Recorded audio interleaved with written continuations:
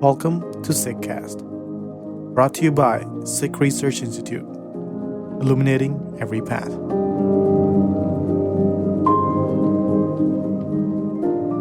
Waheguru Ji Ka Khalsa, Waheguru Ji Ki Fateh. My name is Jasleen Kaur and I'm a trans creator on the Granth Sahib project. We're excited to announce the release of Guru Amar Das Sahib's Var Sat composition. So this is the first of two releases.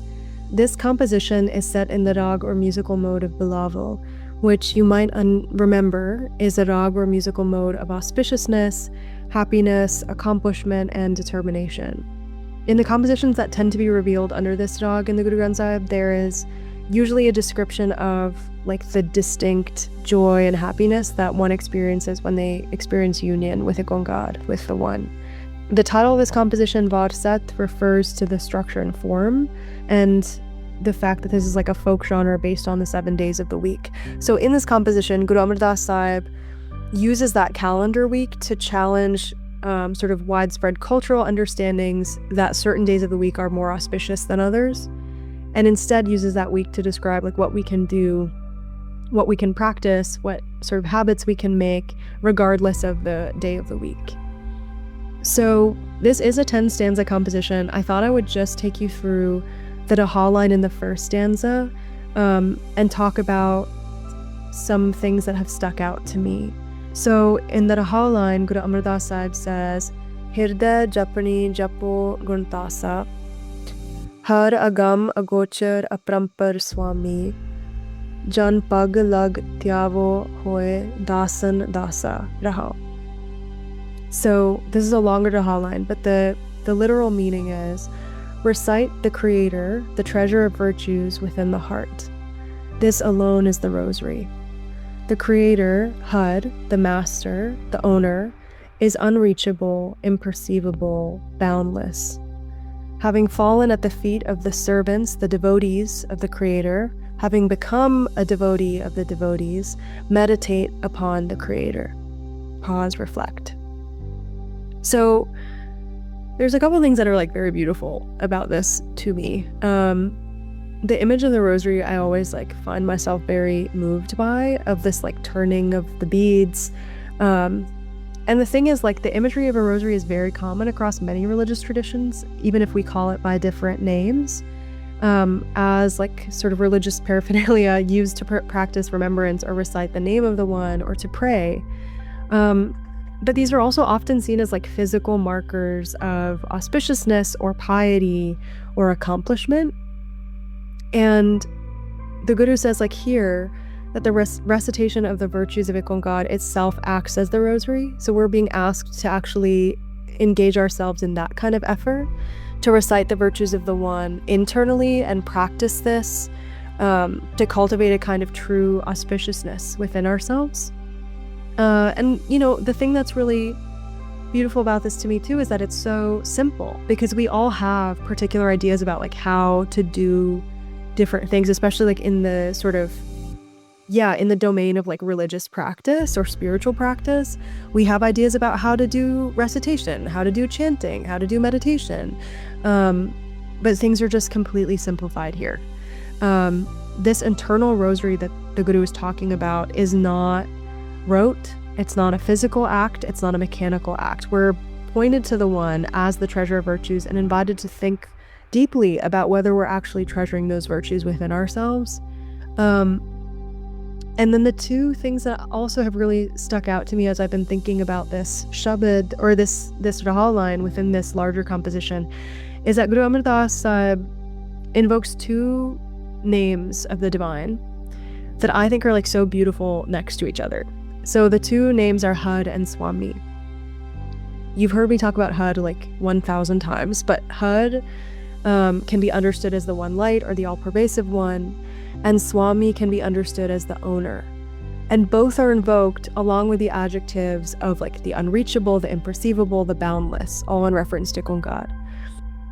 And the thing that's so beautiful about that to me is that Hud points to the positionality of the One, the vastness of the One, the things that cannot be fully understood or sort of fixed or evaluated.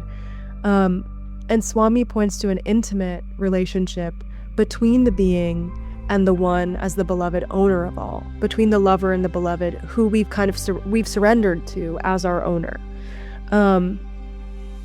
And it's as if Guru Amar Das Sahib is asking us to hold both of those things in our hands, both this like deep, imperceivable like vastness of the one, the incomprehensibility of the one, and also the one to whom we are intimately tied, the one with whom we are in constant relationship, because I think that our tendency can be to like feel that the one is inaccessible, because how do we even conceptualize the vastness of the one? Like we can't, right? And that's what Barney tells us again and again. But Guru Amar Das Sahib is saying like these things are not at odds with each other.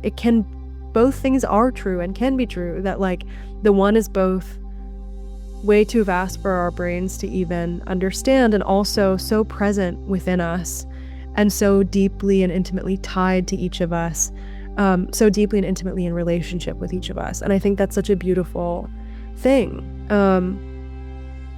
The Guru ends that Raha line by saying, the devotees of that one who serve that one are the ones that we ought to sort of fall at the feet of. So what does it mean to fall at their feet? We've talked about this a little bit in the past, but as a sort of refresher, to fall at somebody's feet is to submit in deep humility, is to ask for guidance. And so the Guru is saying like those who have already been engaging in this kind of service and this kind of devotion, those are the ones that I want to seek the guidance of and want to humbly sort of submit myself to. So then whatever the cultural kind of understanding of what to do on particular days is, Guru Amar Das Sahib shows us that it's really about treasuring those virtues within our hearts, and identifying with Ikon in that way. So I think the reflection questions I've been thinking about are like, am I even involving myself in that kind of effort and developing that kind of internal remembrance of the divine virtues? Have I been able to like kind of eliminate that binary that I have in my own head about like who Ikonkar is, if I can say that? Like, have I resolved that dichotomy for myself? And have I treasured those virtues really? Like, have I really practiced that kind of deep, devoted recitation or identification with Ikonkar? And have I sought the kind of community and guidance of those who I know are engaging in this effort devotedly and with humility? It's a beautiful composition. I'm sure that I say that every time, but it's true every time. Guru Amar Das Sahib alludes to all the kinds of schools of thought and lifestyles and systems and philosophies and complexes that we navigate as humans in the world that claim to help us develop some kind of religious or spiritual currency. And he just very sort of gently overturns all of it in such a beautiful way. And I really encourage you to spend time with these stanzas, to look at the word meanings and footnotes and etymology, to look at the commentary, to look at the literal and interpretive translations and transcreations, and reflect more deeply on what you're spending your kind of day-to-day doing. What does your calendar week look like? Are you engaging in that kind of effort on a daily basis, regardless of the day? Waheguru Ji Ka Khalsa, Waheguru Ji Ki Fateh. Read the translations and commentaries at gurugranthsahib.io.